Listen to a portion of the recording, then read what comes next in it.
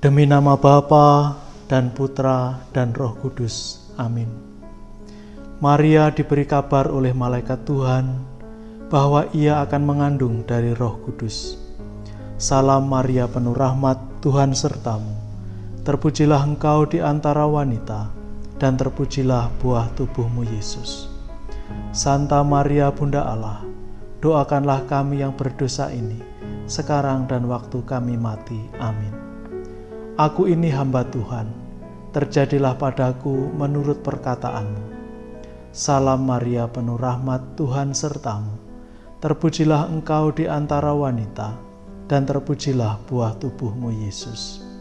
Santa Maria Bunda Allah, doakanlah kami yang berdosa ini, sekarang dan waktu kami mati. Amin.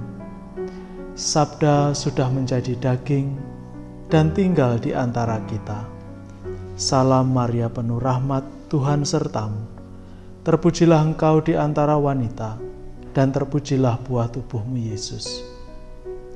Santa Maria Bunda Allah, doakanlah kami yang berdosa ini, sekarang dan waktu kami mati. Amin. Doakanlah kami, ya Santa Bunda Allah, supaya kami dapat menikmati janji-janji Kristus. Marilah berdoa. Ya Allah, karena kabar malaikat, kami mengetahui bahwa Yesus Kristus Putramu menjadi manusia. Curahkanlah rahmat-Mu ke dalam hati kami, supaya karena sengsara dan salibnya, kami dibawa kepada kebangkitan yang mulia, sebab Dialah Tuhan dan pengantara kami. Saudari dan saudara yang terkasih dalam Kristus, hari ini Sabtu 19 September 2020. Bacaan Injil hari ini bercerita mengenai perumpamaan seorang penabur. Ada penabur pergi menaburkan benih. Benih itu disebar begitu saja, tidak seperti petani yang menyiapkan ladangnya lalu menyiapkan tempat, tapi penabur ini hanya menabur begitu saja. Ada benih yang jatuh di pinggir jalan. Kemudian datang burung-burung makan semua benih itu. Tak ada satupun yang tumbuh. Ada benih jatuh di tanah yang berbatu-batu. Karena banyak batunya, tanahnya tipis saja. Tumbuh sebentar, kena sinar matahari, akarnya kurang kuat, layu mati. Ada benih yang jatuh di semak-semak berduri. Benih itu tumbuh, semak-semak pun tumbuh. Semak-semaknya tumbuh lebih kuat, menghimpit tanaman ini. Pada akhirnya mati. Lalu ada juga benih yang jatuh di tanah yang subur. Benih itu tumbuh dan menghasilkan buah 100 kali lipat. Saudari dan saudara terkasih, dalam Injil juga diberi keterangan, penjelasan mengenai perumpamaan ini. Si penabur itu adalah Yesus. Benih yang ditaburkan adalah sabda Allah. Tanah adalah hati setiap manusia. Nah, sekarang tugas kita adalah kita melihat, berkaca dari bacaan Injil ini, hati kita itu seumpama yang mana?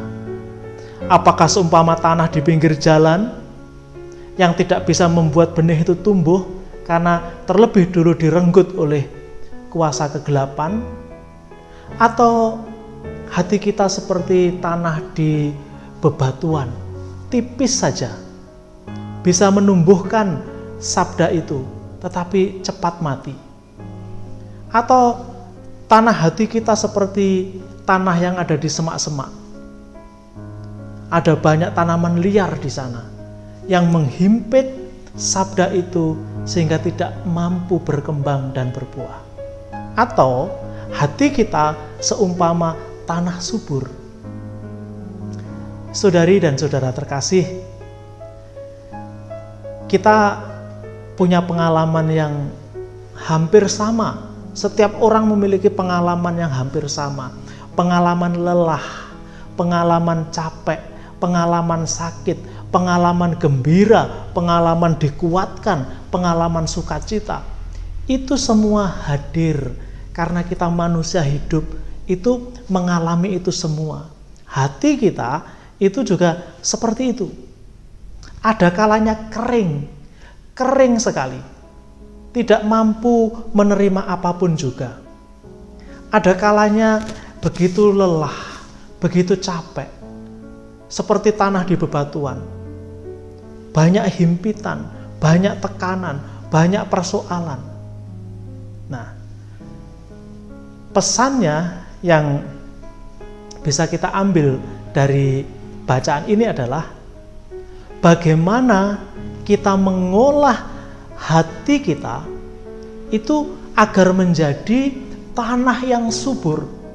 Bagaimana kita mengkondisikan tanah hati kita itu agar siap menerima benih sabda Tuhan dan sabda itu bertumbuh dan berbuah dalam hidup kita. Saudari dan saudara terkasih, tadi saya akan mengatakan setiap kita mengalami situasi yang tidak menentu. Kita sudah berusaha melatih diri kita untuk gembira, untuk bersyukur, untuk selalu setia. Tapi ada kalanya kita mengalami kering. Contoh, Santa Teresa dari Kalkuta. Dalam sharingnya, beliau menceritakan dia mengalami kekeringan dalam hatinya itu lebih dari 30 tahun. Begitu lama. Tapi dia setia. Nah, mungkin kita tidak mengalami hal seperti itu. Mungkin kita mengalami tekanan kerja, situasi persoalan dalam rumah tangga, persoalan dengan teman-teman rekan sekerja, atau persoalan dengan rekan-rekan sekomunitas.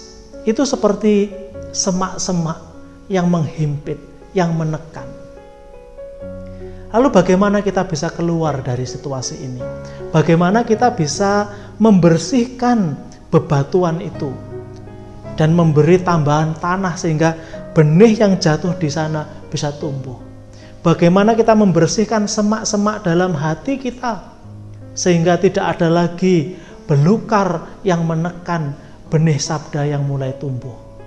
Bagaimana kita menjaga agar tetap subur? Saudari dan saudara terkasih, kuncinya hanya satu, yaitu bersandar pada Tuhan. Bersandar pada karunia Allah.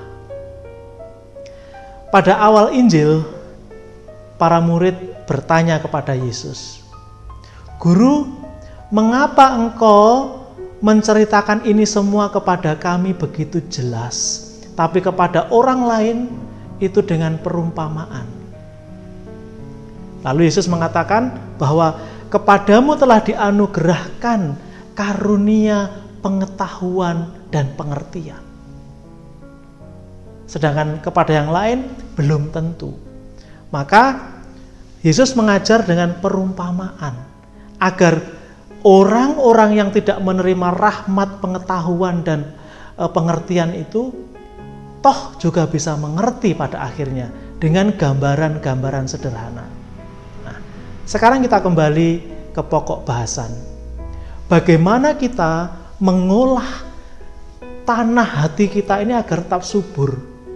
Atau kalau sudah terlanjur gersang, terlanjur ditumbuhi banyak semak belukar, bagaimana kita membuatnya subur kembali?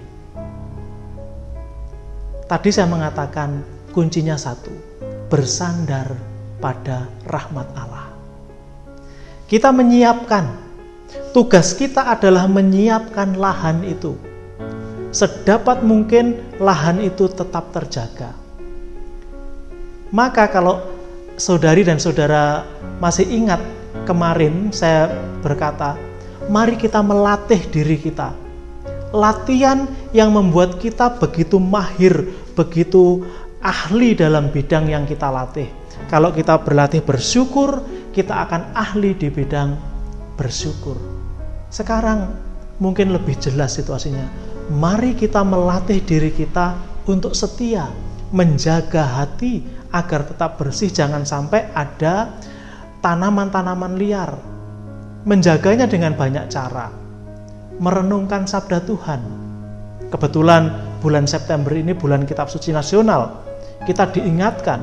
Tapi toh kalau misalnya bukan September, kita pun tetap menjaga, rajin membaca Kitab Suci. Minimal ikut bacaan harian Kitab Suci, bacaan yang dibacakan dalam Ekaristi. Itu menjaga, seperti kita menyiangi setiap rumput-rumput liar. Lalu kemudian bisa kita tambahkan meditasi harian. Hening sejenak 20 menit atau 30 menit dengan banyak metode meditasi yang ada.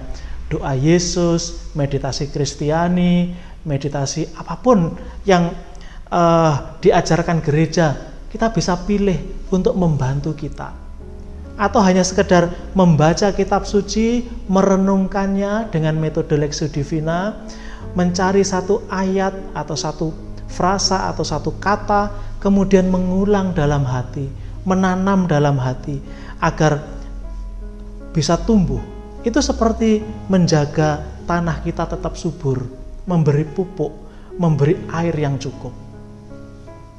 Saudari dan saudara terkasih, tugas kita adalah menyiapkan tanah hati. Benih ditabur oleh Allah sendiri, dan benih itu akan tumbuh subur dan berbuah kalau tanah hati kita juga subur. Semoga kita setia menjaga tanah hati kita agar sabda yang ditanam Tuhan itu bertumbuh subur dan kita ikut bergembira bersama para malaikat di surga, bersama Yesus sendiri yang menabur benih itu. Kita bergembira bersama keluarga, bersama teman-teman komunitas, bersama seluruh gereja. Tuhan memberkati. Demi nama Bapa dan Putra dan Roh Kudus. Amin.